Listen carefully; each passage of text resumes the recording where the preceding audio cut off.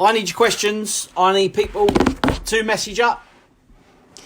And we'll get this going and get some real support for people. And that's the main aim of the group.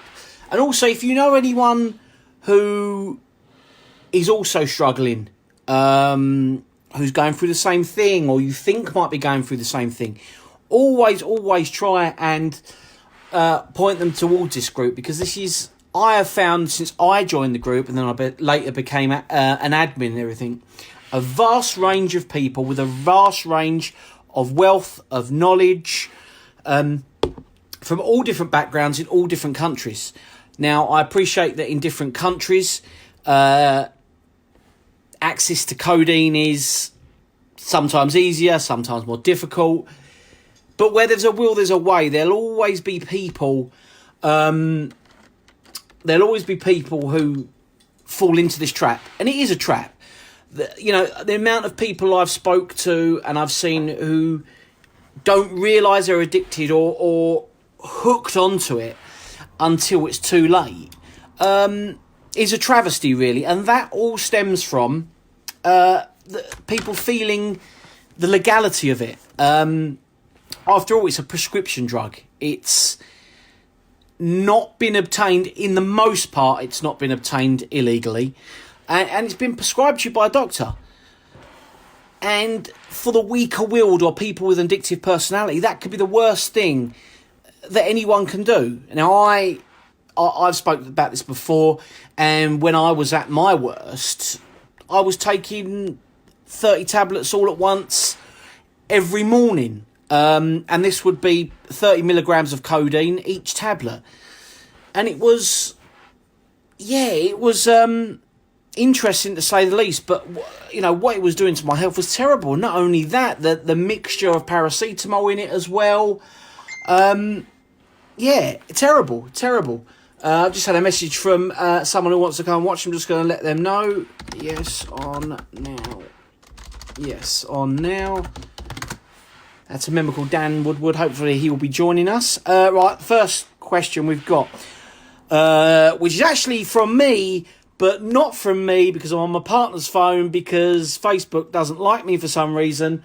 So my partner has asked this question on my phone, so I'm really basically answering my own question. I've not gone mad quite yet, but I'll read it and I'll answer it. What's your experience with withdrawals?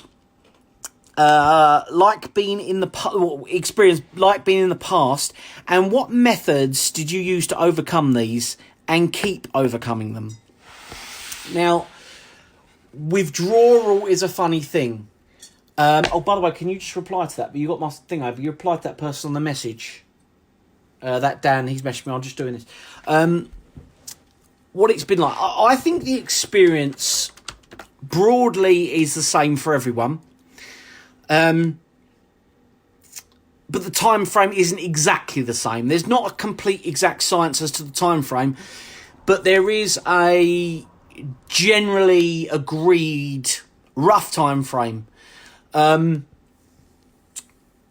way I did it personally, and people might say, oh, it's a cop-out and this, that and the other. I've tried to go cold turkey. I've tried it before. And it's not fun at all. It's not fun at all. However, it does provide and will provide you in the long run with the best solution available.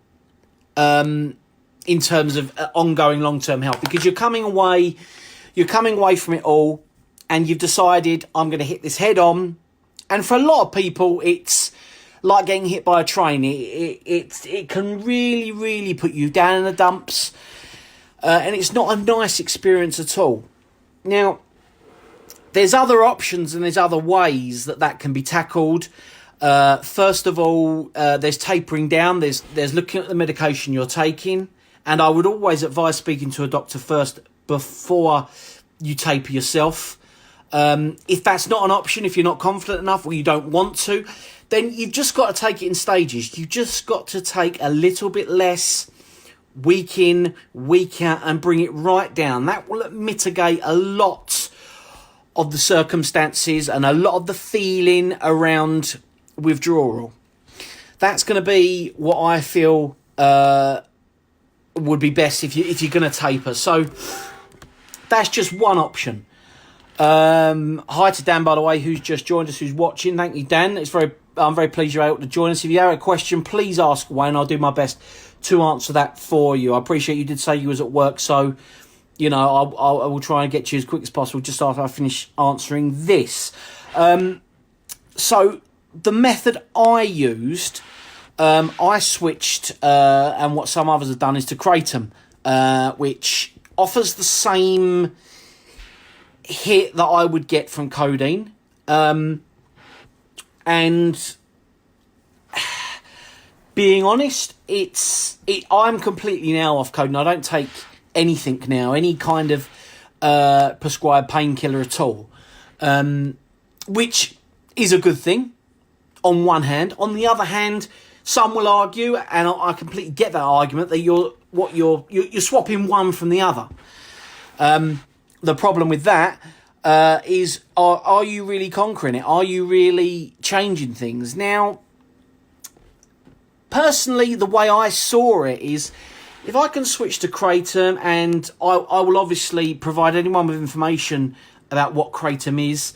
It comes in a powdered form, and it's from the coffee plant in Southeast Asia. And it provides you with depending on your tolerance, obviously, a slight euphoric effect, pain-killing effects.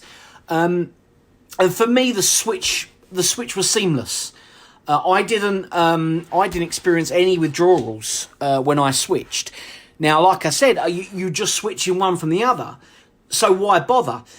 The way I saw it, and once I did my homework and my research, and I would ask anyone who's thinking of switching to do the homework themselves, look it up yourselves, and come to your own conclusions. I'm not going to stand here, or sit here actually, I'm not going to sit here and advocate you should do this, you should do that, because I'm a big believer in a lot of people have to find their own path, and they can't be dictated to. You need to, of course, embrace people, and you need to bring them in, put your arm around their shoulder, and see how you can help. Ultimately, you can't make the decision for them. They have to do it themselves. You can only do what I'm doing, it and give experiences and share them with people, and hopefully that can make an impression on them. So I took Kratom, and like I said, I didn't experience any withdrawal effects. Now, again, like I was going to say to you, the reason why I switched was because I wanted... It was getting difficult getting Codeine all the time. Being a prescribed drug, it's not always easy to obtain. I didn't want to go down the route of obtaining it illegally, because that I felt was going to lead to more problems and taking more and more and more, which is the worst thing I think I could have done. Also, what forced my hand was, in the UK, the law changed and online pharmacies were not allowed to dispense codeine and certain other Z drugs and alike. So that forced my hand as well. Now, I was spending easily £400 a week on getting codeine tablets. I would make up a fake, not a fake profile, but you'd go to different sites and you'd sign up and you'd speak to the doctor on there. You filled out a form, and you maybe lie on there and say, "Oh, I haven't got this condition, but I've got that condition," something that's more plausible for you to obtain codeine. Because I didn't actually need codeine when I first got addicted when I was younger. And I've said this before, I've been open about this. I got a couple of tablets from my mum when I had toothache, and I enjoyed it, and I make no bones about that. If I'm going to have an honest and frank conversation with you guys, I'll tell you how it is. I enjoyed it. Now, I wouldn't have done it otherwise. Okay, it did help with the pain, and I'm not going to deny that either. But they work too well, and that's where it brings a downward trajectory. You want more, 2 turns into 4 tablets at a time, 4 turns into 6, 6 turns into 10, and then I jump from 10 to 20 tablets at once. Now,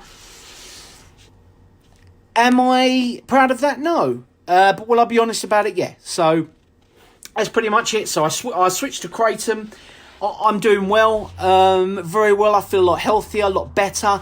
I haven't got the combination with paracetamol and with the codeine now, which is great, which is hopefully not now doing the damage it was to my stomach lining, to my liver, to my kidneys. Paracetamol, from looking at things online, and I appreciate you can't take everything online as read, but is a nasty, nasty drug when taken constantly and in high quantities. Paracetamol is not good for the body. It as a low-level, one-off painkiller that's not addictive, perfect. But paracetamol in serious quantities on a regular basis is not a good thing by any means.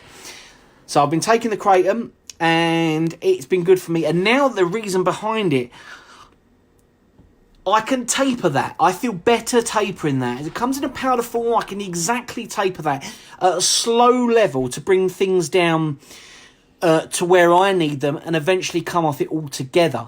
Now, I was started on a quite high dose because of my high tolerance because of codeine. And I'm now starting to taper that down and bring that down, and hopefully within the next few months I will come off Kratom completely. It's not a silver bullet. It's not the magic answer. You won't be able to take this stuff and all of a sudden all your problems are cured, because it's not. Because Kratom, like anything else that's a drug that has effects on your pathways, on your receptors, taking that away, you're going to get withdrawal. I just feel this in itself is an easier thing to taper. One, because it's availability, accessibility, and two, the form it comes in, you can eke a little bit less every time. Plus, obviously, the cost as well. I can't speak for other countries, but I am spending literally a fraction of the cost that I was spending on codeine. So there's also the financial implications of that. Also, one change that I did notice was that when I was on codeine, I was taking a lot of it, and my partner will attest to it. Huge mood swings. I'd be up here, I'd be down there, I'd be ranting and raving. At times I'd be sweating profusely. I'd be going upstairs, I'd be throwing up.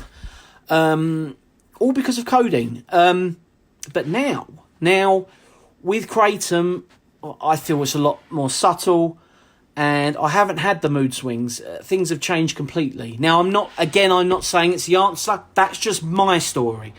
Other people will take things at a different approach. They might use different supplements and go cold turkey. They might taper down. I'm not saying they're wrong, and I'm not saying I'm totally right. That's working for me, and I can only go by my experiences. So let's move on and see any other questions. Right, Dan's joining, and thank you for joining, Dan. I appreciate you're busy. So Dan says, I used to dread the withdrawals. I'd go a couple of days, and I'd be in agony. I've been off them a while, but the craving is always there. I need to get the devil off my shoulder. I need to go to the doctors and see about getting help with the cravings. Yeah, obviously, Dan, you've done well to even attempt and recognise that you have a problem. You recognise that, and it's the old cliche in Alcoholics Anonymous or a 12-step program. It's the first step is accepting you have a problem, and you've accepted it here, and you've been true to yourself, and that's a good thing, and we can build on that. Just reading what else you've put. I went full cold turkey and my body hurt for ages. I'm at the point now where I do need more to help stop the cravings. So what you're saying, Dan, is that you've been cold turkey and you're now effectively clean, but you're still being affected by the cravings. Now, I completely get that. Because you miss the buzz. You miss the euphoria. You miss the uplift. I used to miss taking it, being really chatty, being full of myself, being full of life. I don't get me wrong, I miss that. And And yes, I've replaced one substance with another, but I felt it's unable to take the edge off. Now, how I would manage after tapering, I can't say. The only thing I would say is it's one whole big psychological situation. I think you are right in saying speaking to your doctor. I don't specifically know what help there is in terms of medication to stop cravings. I'm certain there are certain things. I know now there's medication smokers can get to stop with the cravings for nicotine and stuff like that. So the best thing, and I always say this to people, always speak to your doctor, speak to a trained professional. I'm only coming at from the angle of my experiences and someone else who's been in the same boat. That's where I'm coming from. So I would say talk to the doctors, Dan, but also use the group as well. Use the group, speak in the group, post what you're feeling, even if it's a load of rubbish and you think people are going to think what you're talking about is silly. It's not. The group is there to help everyone, no matter what stage they're at, what situation they're in, whether they've fallen off the wagon and gone back. That's not a problem. That's not a problem. There is no shame. The group does not shame, and we don't ever aim to shame anyone. All we're there for is to put an arm around people's shoulder and say, look, come here. Let's have a chat. What can we do? How can we use the wealth of experience through everyone in the group to help get you to where you need to be? Nobody in this group gets paid to do this. I certainly don't get paid or earn anything from doing this. I do it because I've been there and I want people to succeed as well. And by others getting help and other people succeeding and doing well, that helps me, because that shows me that I'm doing the right thing. And there is light at the end of the tunnel. And I always say there is light at the end of the tunnel. And people go through withdrawal and they say, oh, it's hard, it's difficult. It is. But nothing in life worth getting is easy. It's not. So, Chelsea, hi, it's nice to see you on the group. If you've got a question, Chelsea, please ask away, or if you just want to watch, that's not a problem at all. Another question that comes from my partner over in the corner over there on my own WhatsApp, which is a bit surreal, myself asking me a question, but it's not. What is your advice for those who may feel ashamed or embarrassed to seek professional help? Right. I've been asked this a few times.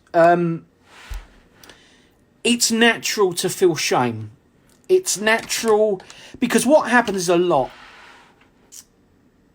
People that get caught up in this, and I've said this before, they're not your stereotypical drug user, drug abuser. People get caught up in this through a lot of the time, and we see this on the group a lot of the time, through no fault of their own. They're prescribed codeine or tramadol or other painkillers. Through maybe an accident they have or ongoing pain that they have. And it's as if the prescriber, i.e. the doctor or whatever, pigeonholes and pushes people down this route. And some people can't control that. They develop a tolerance. Things would be fine in this world. If your bodies didn't develop a tolerance to codeine, the world would be a lot better place, because they would work and you wouldn't have to take more and more tablets or crave. Things would be a lot simpler.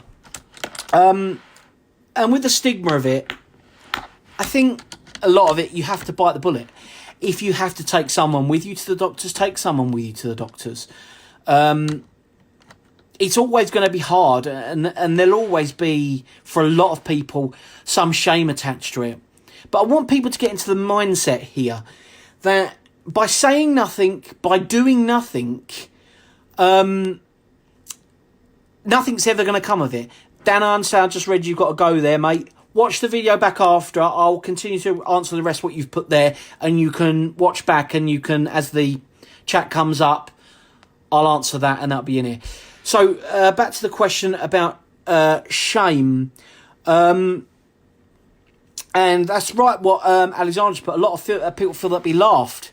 And I think it's turning the tide now. With the opiate problem in America has really brought things to the forefront in the rest of the world.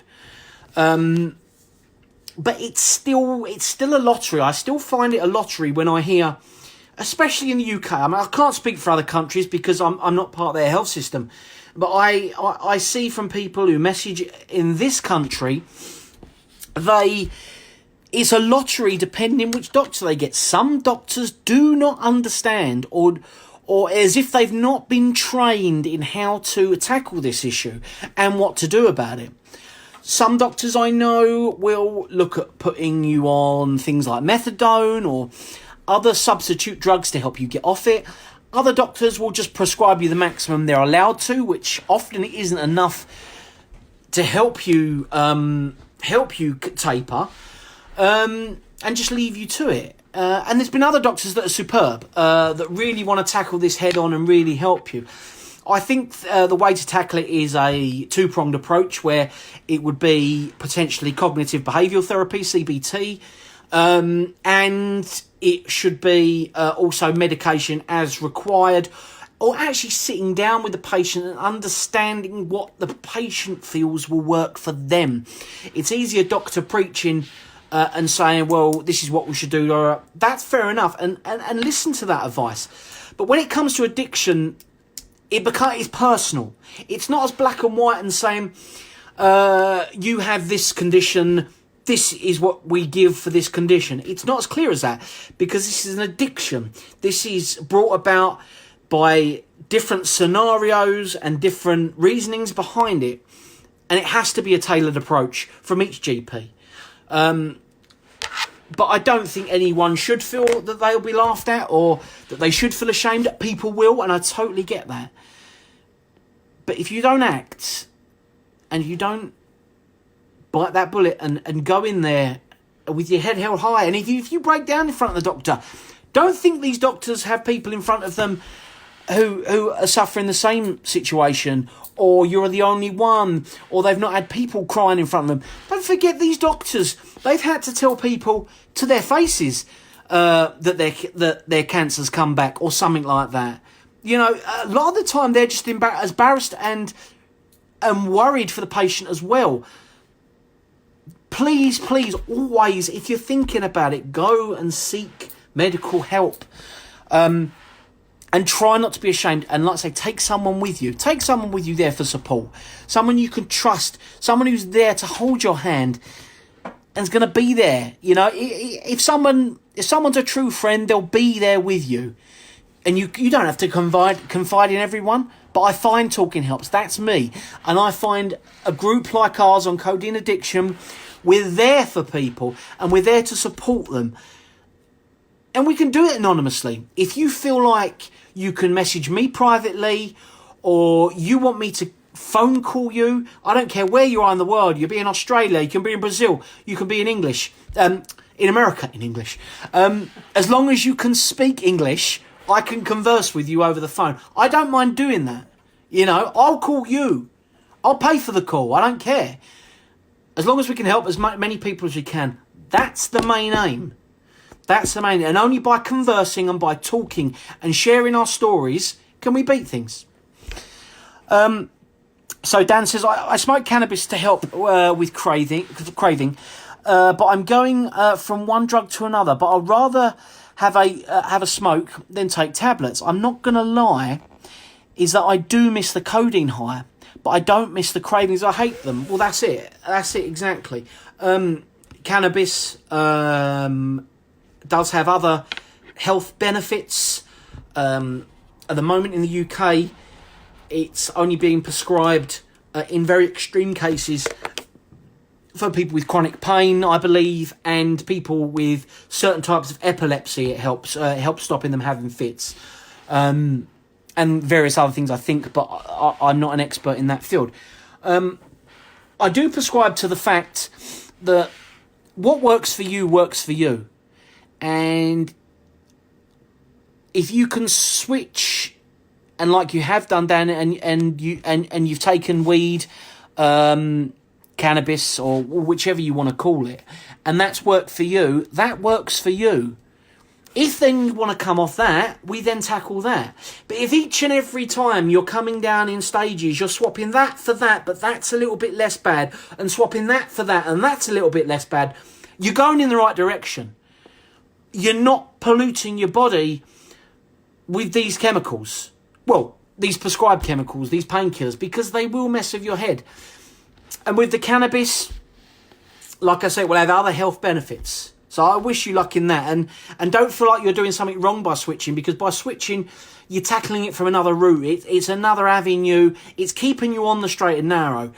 As with the cravings, that's a mind thing. That you're always going to miss. I mean, I remember when I first took cocaine, and I abused cocaine as well. You can't miss what you've never tried. But the problem is, you've had codeine, I've had cocaine, and I've had codeine. We know what it's like, so we miss it. And that's why I'd say to people who have never been involved in codeine, cocaine, any type of drug, don't take it, because you can't miss what you don't know.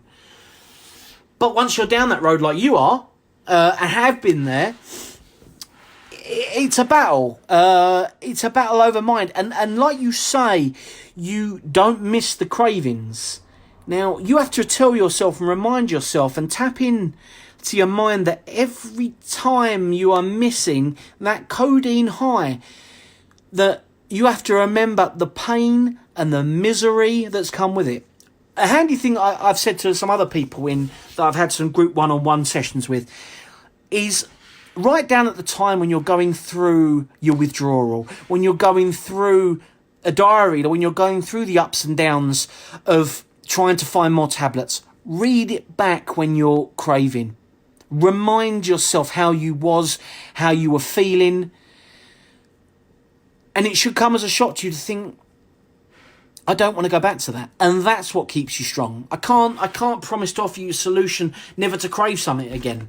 You know, I'm personally on a diet at the moment, and I'm pushing towards losing a stone. Right, I would kill for some chocolate right now, but I can't, because it's a personal defeat, and you've got to look at it as a personal defeat if you do that. Now, if you did go back, even though it's a personal defeat, don't think you can't come onto the group and people will shame you, because they won't. We all have slip-ups. The road to sobriety and the road to being clean is not smooth, it's bumpy. People will slip back. But you can only be there for others, and once you're there for others and you embrace the love and support of other people, you get back on that wagon, and we go along, and we keep going, we go again. So, Alexander, I've read that. People will be laughed out. Tom, let's read what Tom has got to say. Thank you for joining, Tom. Thank you. Oh, this is quite long, so I'm going to have to... patiently with Tom, I'll just give this a read, and I'll answer it as I can. I wonder a lot now that I'm on Boop and stabilised. Can the codeine itself and the effects it has lead to dependence in a regular person? Or does addiction actually originate from the person? This is where I worry, because let me pick this up. It's easier. I worry because I'm the problem. Then getting off codeine won't treat the root cause, because I could definitely destined to relapse, develop another addiction altogether. Sorry, but one other quick question. So let me answer the first bit first. Now, Boop, I've never taken it. I've never been offered it by my doctor or anything like that, so I can't actually speak for that. And I don't want to give you advice that is incorrect, or just hearsay. That, I think, is a question you should take directly onto the group page, unless someone in here is reading that and knows that I can pass that on. If you can put that segment of your question into the group, that can best help. Now, with a little bit about what you said regarding does addiction actually originate from the person? Now,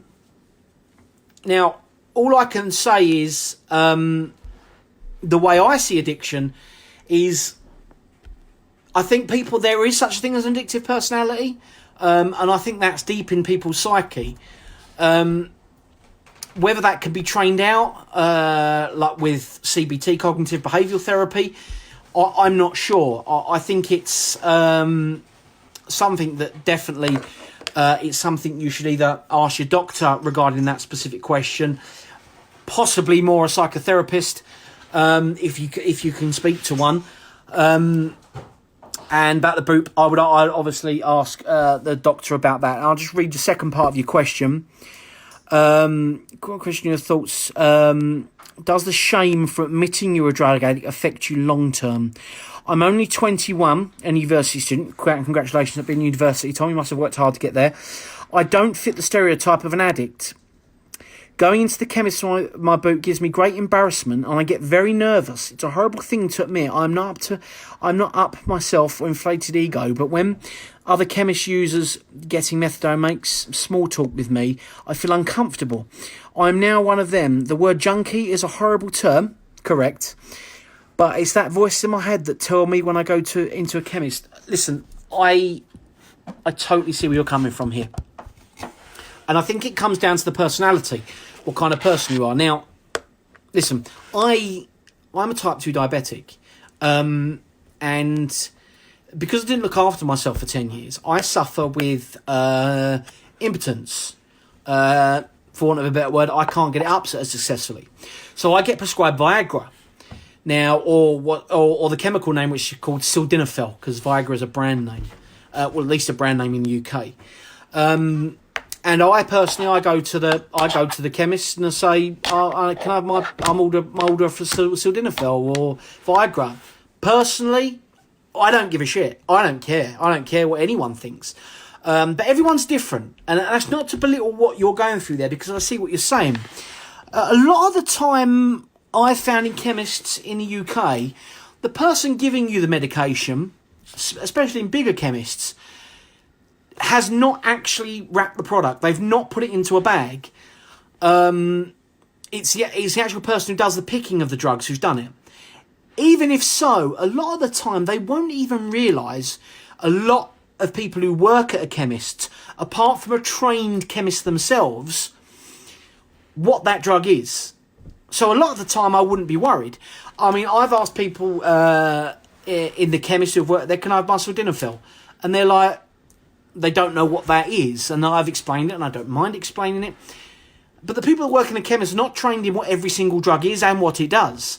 A lot of the people trained in there are just trained in spotting or picking out what the drug is, the amount of the drug, taking that from the shelf, breaking that down into what the prescription says, how many milligrams it is, or how many grams, or how many millilitres, putting that in a bag and giving it to you. It's a checking process.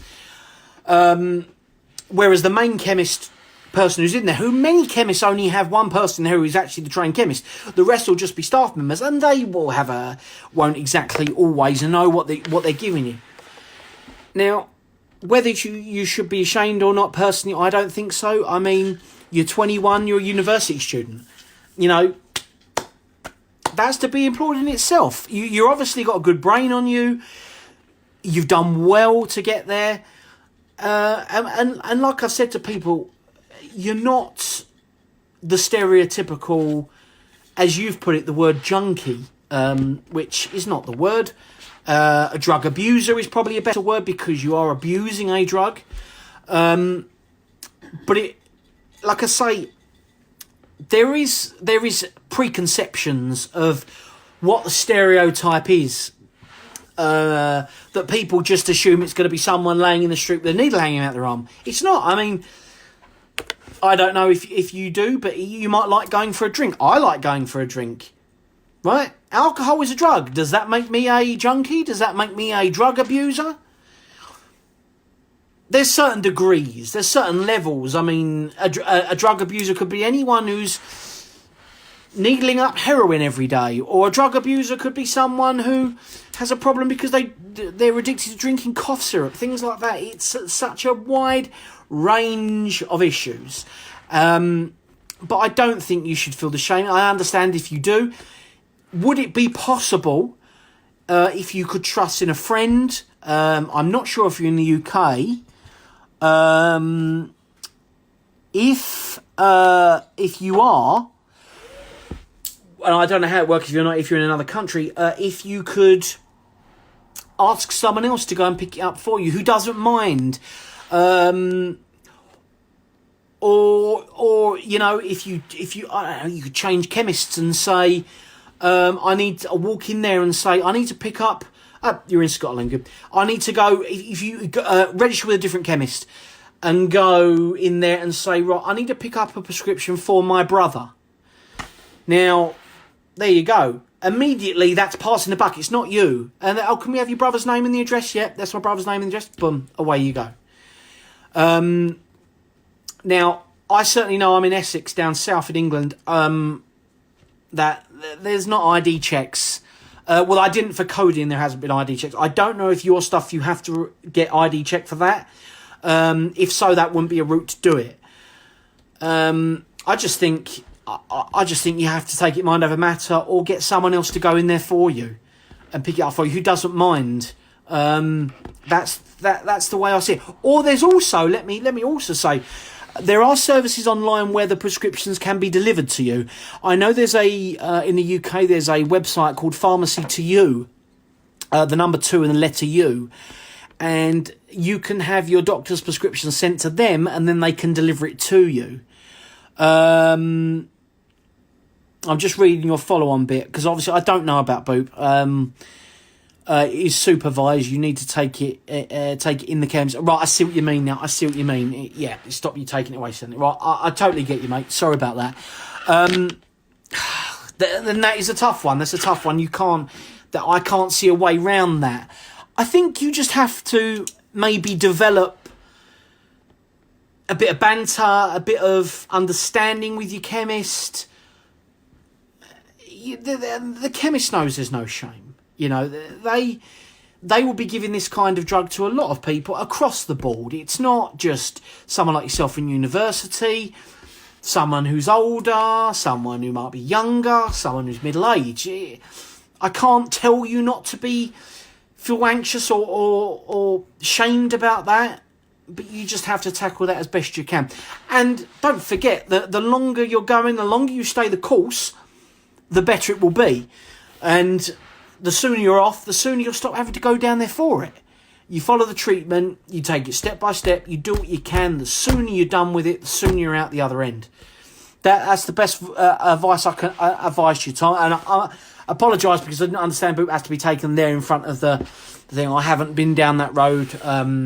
Like I've said on my previous videos and on this, I went through different avenues to come off codeine. Alexander says, I go to the chemist for a needle exchange and not fazed by it at all. Yet I see some people in the queue dying inside. I think it depends on the person. Yeah, 100% Alexander. It does depend on the person. Me, I'm quite an extrovert. I'm quite an outgoing person.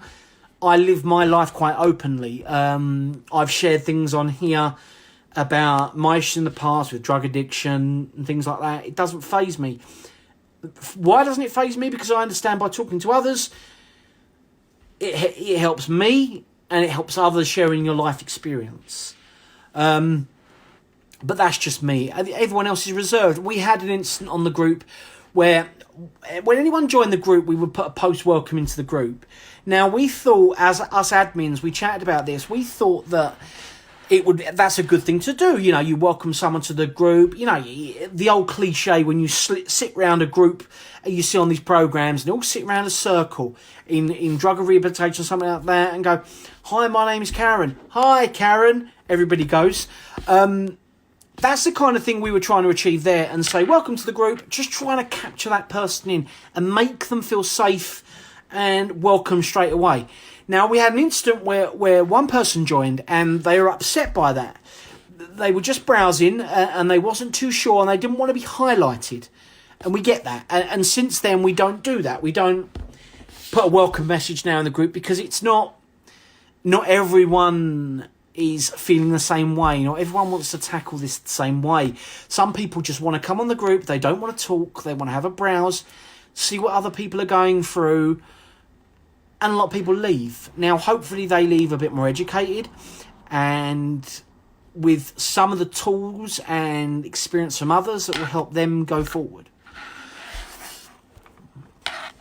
All right, how long have I been on Future Wife? Gauged. 3 minutes to 5.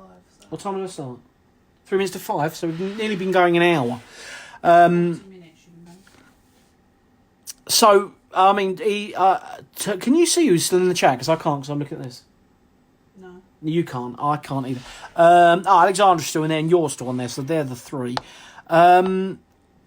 You really like the group, Alexandra? You really like the group? Is that what you're saying, or you just love my videos? Which I don't blame you for, because I love my videos as well.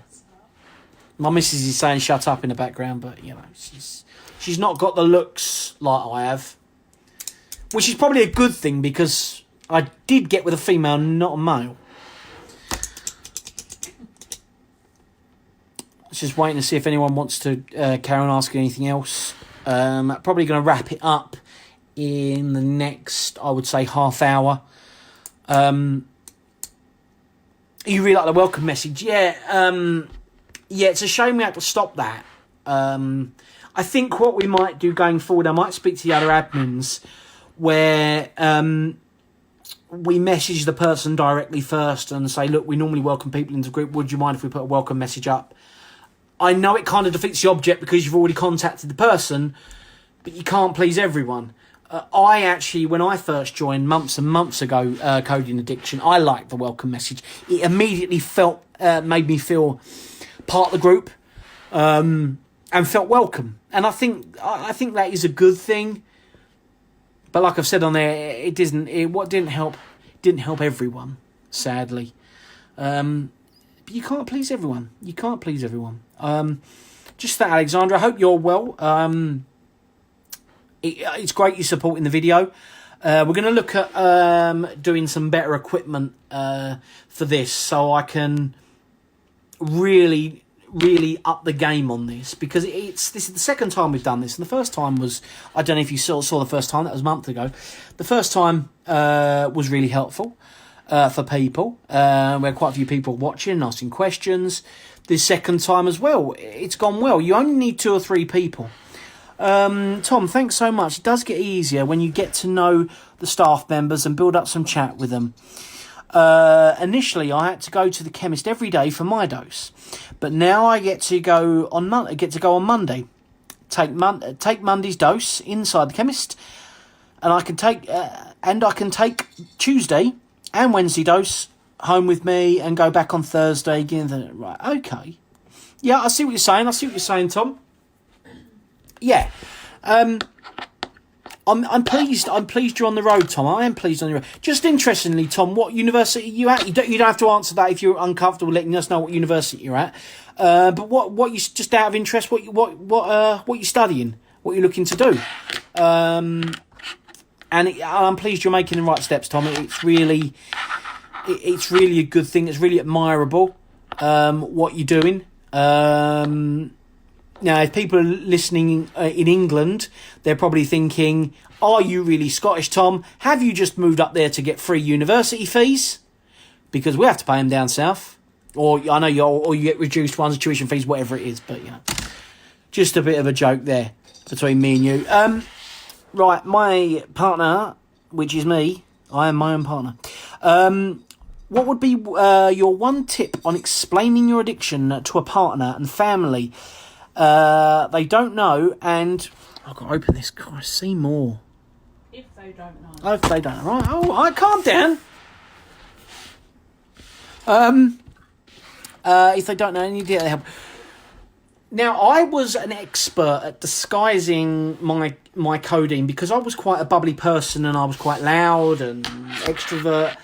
When I took mine, it just enhanced that a little bit, and people thought, it's just Scott, that's who he is, he's always like that. So I was good at hiding that.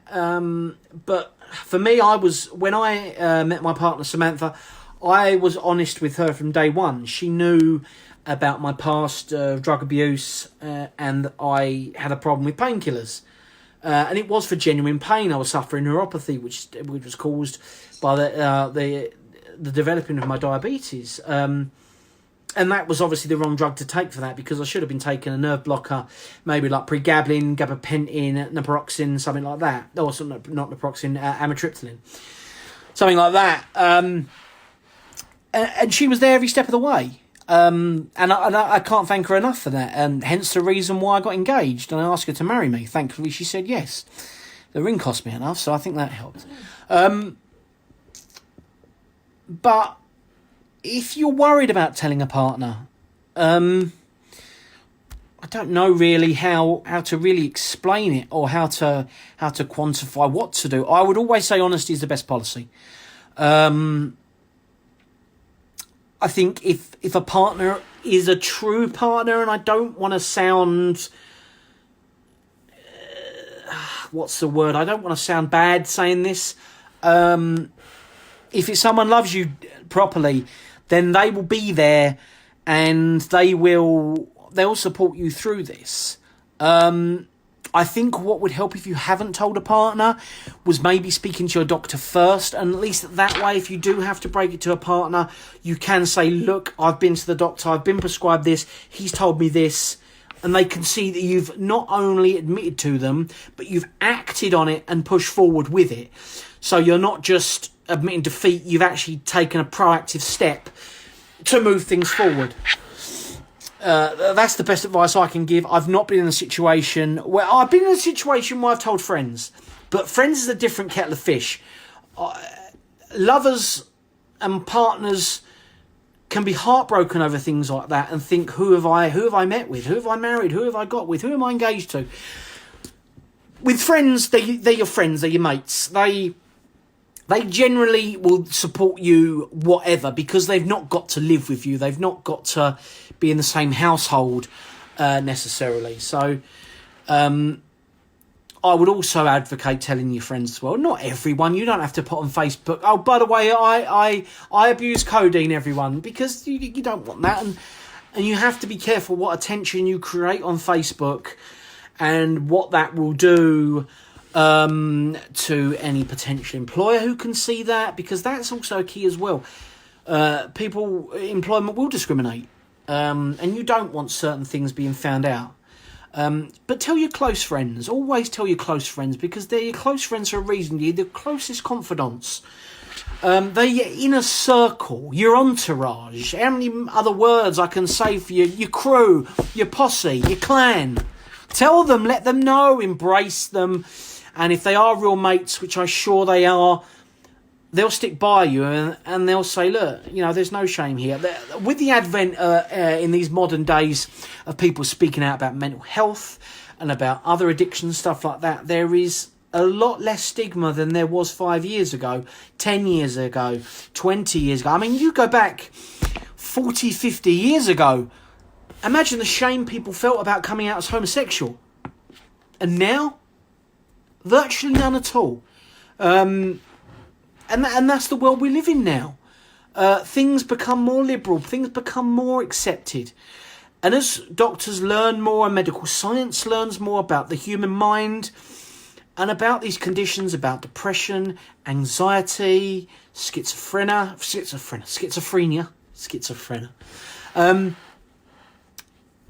we learn so much more about tackling things, about behavioural therapies.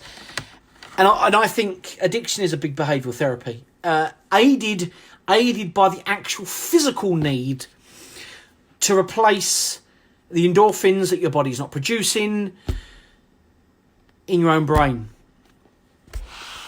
So pretty much that is that on that, Tom. I don't know if you've seen my reply I just gave. Alexandra's replied again. Let me just open that up a bit so I can see exactly everything you have wrote. I had an issue with my ex-partner being an addict. I'm sorry to hear that. Who had relapsed and supporting him back on track. He can't recognise my issue. We are good friends now, but it's a bit beyond him. It's a bit beyond him, I think. I don't feel it's significant enough to bother him with. Let me just digest that a moment. So you have an issue with your ex-partner being an addict who had relapsed and supporting him back on track. Excuse me. He can't recognise my issue. We are good friends now, but it's a bit beyond him, I think. Now, obviously you don't have to tell me, Alexander, what was he an addict to? What was his, this sounds a bit wrong to say, drug of choice? What was his, Achilles heel? What was he taking? Because if your own problems, and I'm just assuming you're on here for your issue, or have you joined the group like my partner did as well to help him get help? I need a bit more in-depth explanation on that. But what his drug would be heroin, right? Okay. Now, a lot of the time and have your issues just been codeine, Alexandra? Is that been your only vice? Because if it is, then I think I can kind of explain to you why I understand that to be the case. Heroin, for a lot of people and society, is the pinnacle. It's a drug that everyone assumes, and quite rightly, is at the top of the tree when it comes to stigma, when it comes to people's misconceptions, preconceptions. It's the worst thing anyone can take, or the most addictive. Because he's been up here on that pedestal, and let me look at it, let me use an analogy, let me use a football analogy, or if any American people are watching, soccer analogy. Heroin's in the Premier League, and using alcohol and codeine, not to belittle it, because everyone's own problems are just as serious as others, but with your issue, to someone up here in the Premier League, you are down here playing in leagues below. Now, your problems to them up there don't seem significant at all. Oh, she's to role play as him in his mind. And I'm not saying this is definitely the case, but this might be an explanation. She's taken some codeine, and she likes a drink. It's not that serious. I've been on heroin. That's serious. Coming off that's serious. So you kind of can see how it can be belittled by people who have gone to the extremes of things. I've been guilty of that when on the group, when I've taken in my past 30 tablets of codeine at once on a regular basis, day to day, and I've seen people who are on there saying, "Oh, I'm addicted. I take 4 a day," and I think to myself, rightly or wrongly, 4 a day, that's nothing. But not to them, it's not nothing. It's not nothing to them. And you need to understand that everyone's individual problems to them are the end of the world, or are a major factor to them. I don't think, and not everyone is going to get it. Not everyone is going to understand that conception that everyone's problems are their own, and that someone who's a heroin addict and they're coming off it is hell. But someone who's taking loads of codeine and coming off it is hell. It's hell to that individual person. When you say your good friends, your ex-partner, is your ex-partner. Now, I don't want to, I know you say now you're good friends now, but I would in a way forgive him in a way for not being so understanding, because he's been in the Rolls Royce of drugs, and that's not to glamorise it or anything. When I say it's a Rolls Royce of drugs, it is, if not, and one of the most dangerous, addictive drugs there is, that people die from all the time. And it's not big and it's not clever. But if you're in that situation like you are with codeine, find help groups that help with heroin. Join the codeine addiction group and ask for help with heroin, because I'm sure there'll be people on there who can point you in the right direction. Do we specialise in it? No, we specialise in codeine and stuff on that level. But we can also always help, and having a sympathetic ear and being able to put your arm around someone and bring them close and understand them is the same in any language and is the same for any drug. Tom's replied again. Tom, I am at University of the West of Scotland in Ayrshire. I do journalism. The free tuition is great. Yeah.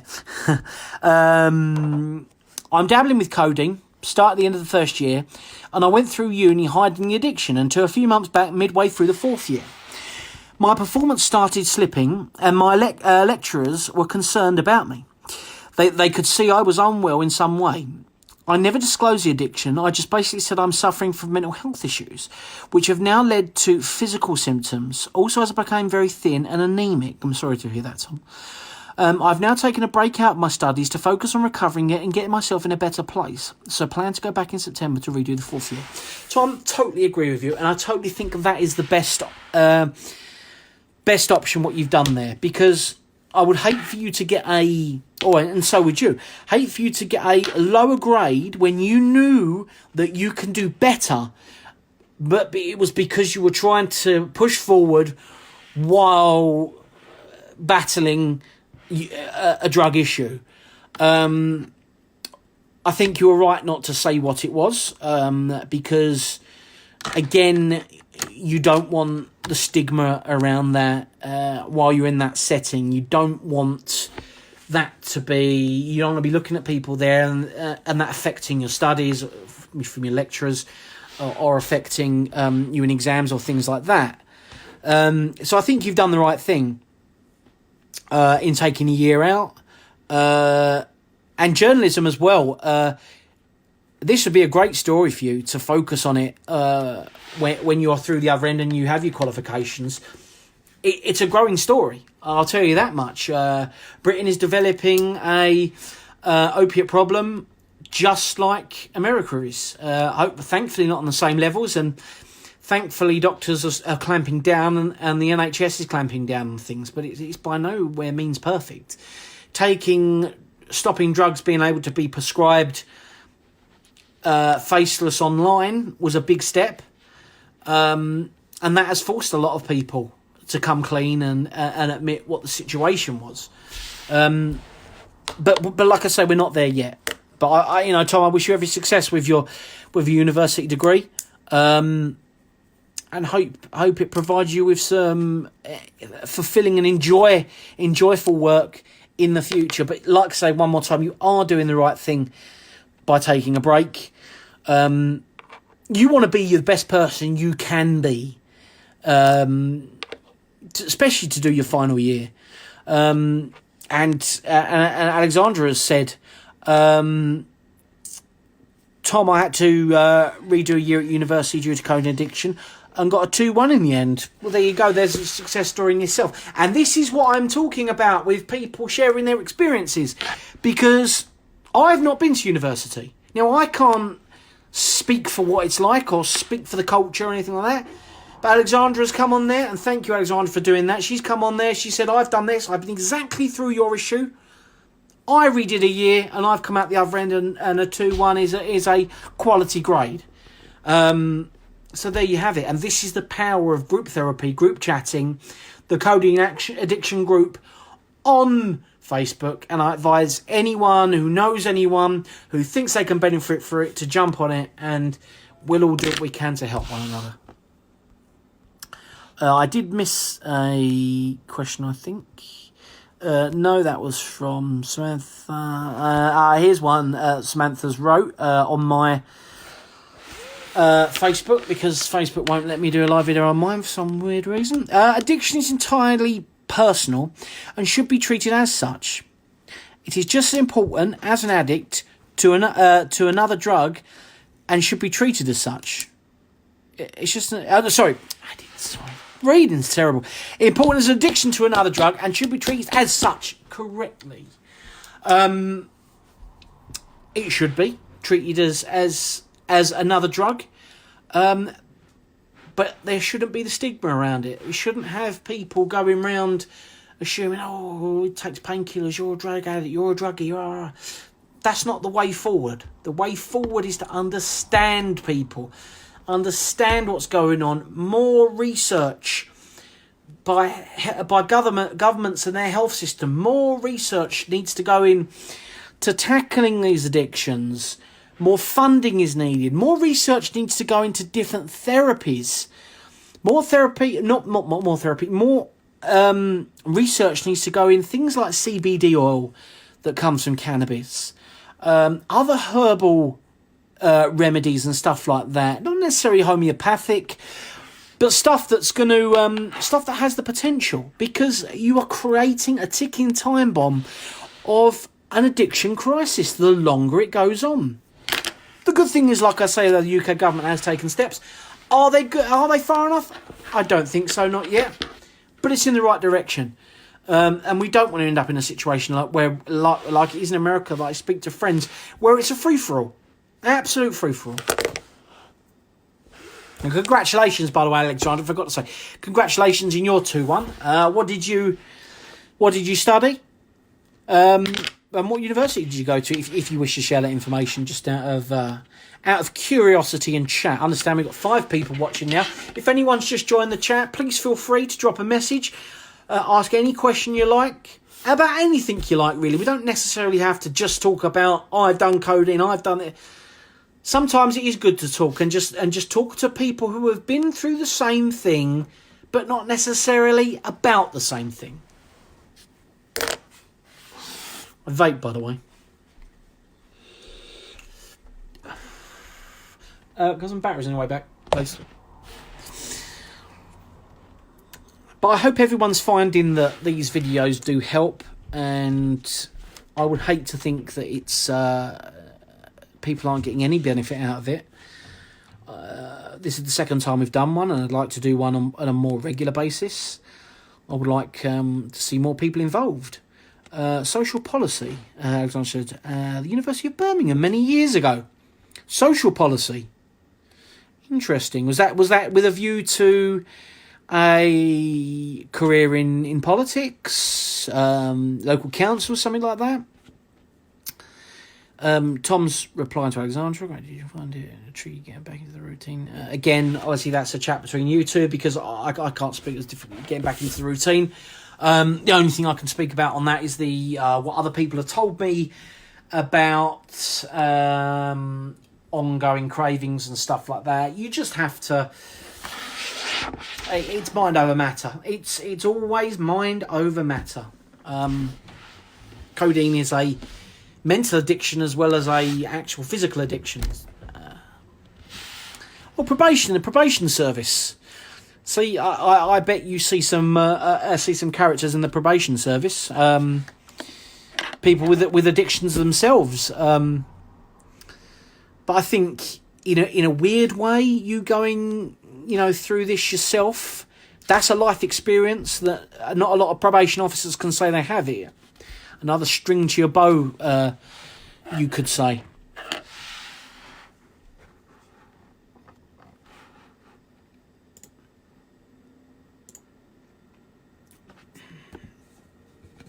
It's great everyone can join and be a part of it. It's been, a real good thing. This, and I hope people are enjoying it and they've learnt some things. But yeah, on a diet at the moment. Nearly a stone down. I've done that in how many weeks is it coming up to now? Week 4. Yeah. So for a month. Lost a stone, and that's good as well. Exercise is always good to stay away from things and create them natural endorphins in your head, the buzz you get from a good workout and stuff like that. Right, did you guys ever deny the sale of codeine in a chemist? Now, I haven't, because I was prescribed it, so I was never denied it, because this came down from the doctor. When you say the sale of codeine, I obviously assume you mean things like Nurofen Plus, things that have a maximum of 12.5 grams of codeine per tablet, and that's obviously mixed with either ibuprofen or paracetamol.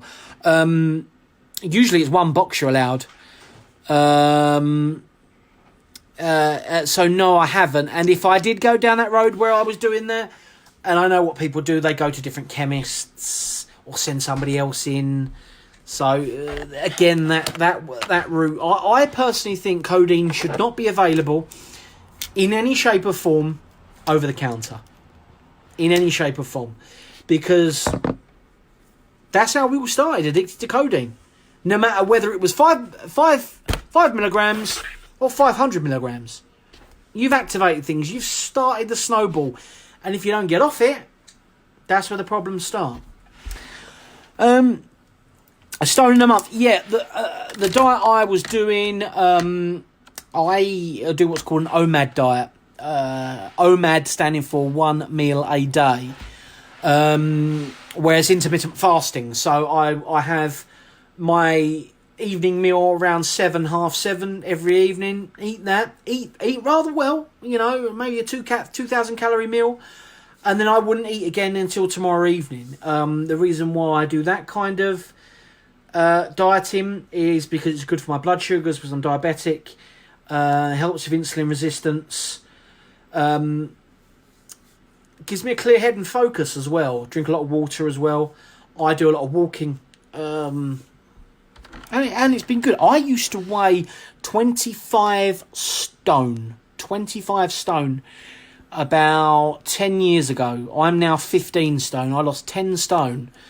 And that was through the same sort of thing. Also adding some keto, low carb elements to it as well. Effervescence since I washed me back, used to get various chemists on top. Yeah, what a lot of people do as well, they do what's called cold water treatment. And there's videos of this on YouTube where people, they separate the codeine from the rest of the stuff's in it. So they separate from, say, the paracetamol. They'll crush it up. They'll separate it. I would advocate doing that to taper, to come off it, and you're not polluting yourself with paracetamol or a fraction of it, and you separate it because the codeine dissolves and paracetamol doesn't. You're able to separate it, and you drink it, and there's all processes online. I mean, I'm not gonna go into it, but people do that, and that's a way they get their fix of codeine. But I wouldn't advocate that to someone who's looking to try it, who hasn't done it. Certainly not. But maybe as a way of tapering, but a way of tapering safely without still polluting your body with paracetamol or ibuprofen or something like that. Then yeah, I think that is the. I'm not sure if it works with ibuprofen, if ibuprofen dissolves or not. But certainly works with paracetamol. Well, my voice is going a bit. Yakking away for a while, aren't I? Yeah, 1 hour and 8 minutes. 1 hour and 8 minutes, Christ. I'm surprised Facebook ain't shut me down. Well, shut you down there. I'm sick of my voice. Surprised there's an outrage on the Codeine forum saying, on the Codeine page, saying, get this guy off. He chats and chats and chats. Well, that's true. I do chat. But it's because I'm passionate. I'm passionate about helping other people and helping them not get too deep into things. I mean, by the time people have joined codeine addiction, 99% of them are already down the road and want help coming back. But if anyone listens or who is not involved, is thinking of trying codeine, just don't. Just don't. Tom has replied, it happened to me twice today. Stress of trying to purchase it definitely placed its toll on me. I was taking at least 32 Nurofen Plus a day, yeah. Which was one large box. I did go to different chemists, but after a different one every day for over a year, soon ended up running out of new ones to go to. It sounds crazy, but I had a system where I'd visit a chemist no more than once every 4 days. And this is the thing, Tom, and I totally know where you're coming from. When you abuse codeine and you need your fix, it almost turns into military precision. You plan your day around getting your fix. You change things, you move it. You know, I've driven miles and miles to borrow tablets off people. You know, just to get that fix. It takes over. It controls you. It becomes, like I say, a military operation just to get your fix. What about when you would cancel jobs so you can sit on the driveway? This is another thing. This is another thing that our partner says.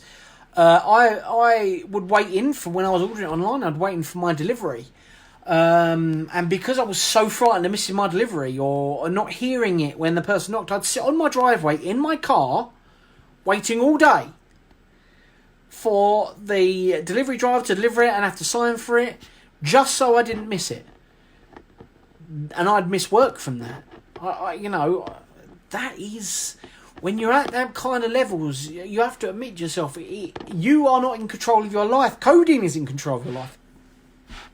And that's as good a time as any to say, look, I don't need this. I need to take a step back from this.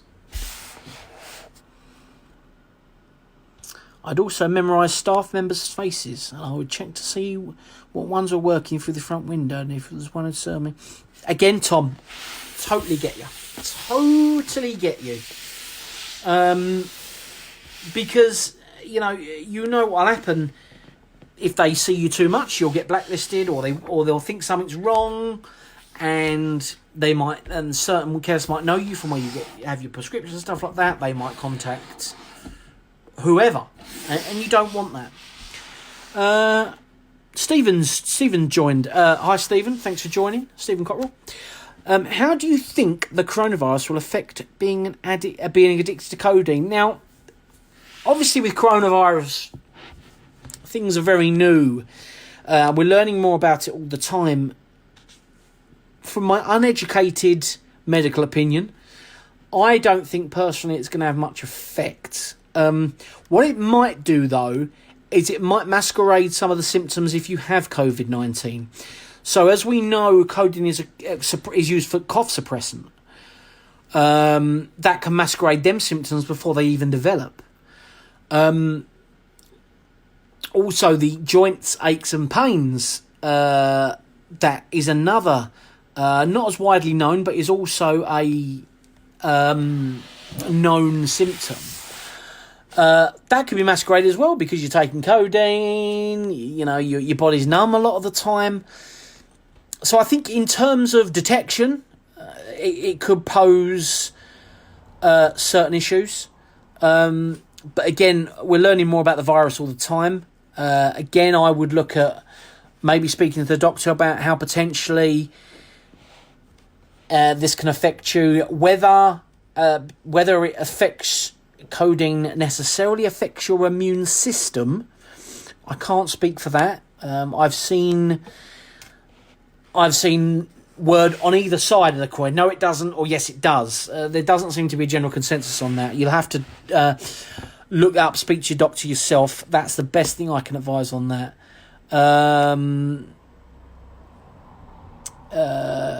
Alexander's relapsed because of the result of corona. Is that because from a anxiety perspective, or just being shut in, Alexandra? Is that the reason why you've lapsed? Yeah, it's crazy effort I put into it. But as much effort into uni as I did telling, I was thought I was a born student in Scotland. Yeah, no, I completely get you, Tom. When we crave something, when we're addicted to something, when we want something, yeah, we'll do anything we can to get it. We'll go out of our way. We'll do what needs to be done, or what we need, what our body needs, or what we just need to be to feel normal.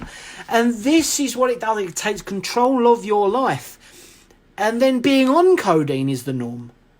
So you take it away, that's withdrawal, and that's addiction. That is missing how you were because you've taken the codeine for so long. That is the new norm. And you can't remember a time before. That's the sad truth of it all, really.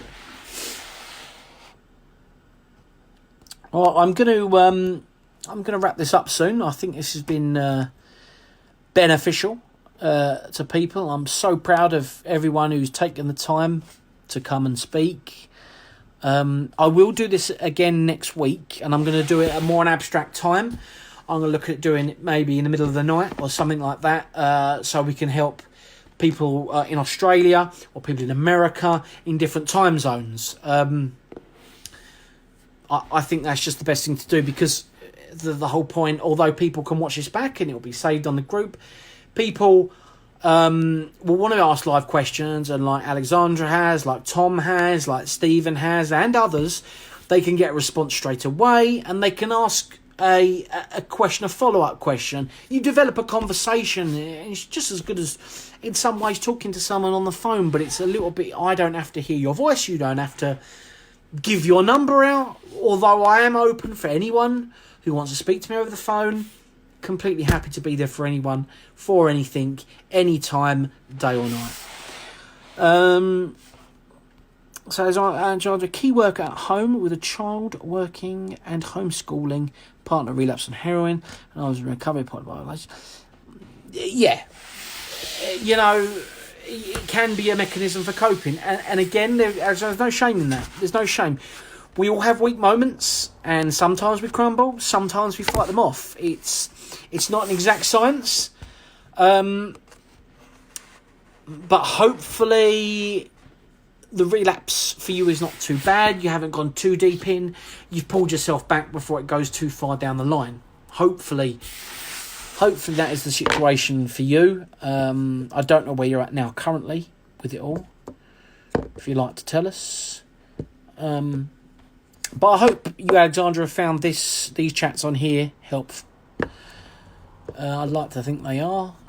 Same for Tom. I hope you found this helpful as well. See, it's funny, isn't it? As soon as I say I'm going to wrap things up, we've now got 6 people watching, so the numbers go up the more I say I'm going to go. So might be here all night this time, my love. Well, I'm going to start dinner. Dinner? Oh, dinner on the horizon. And consider I only eat 1 meal a day, I can't wait.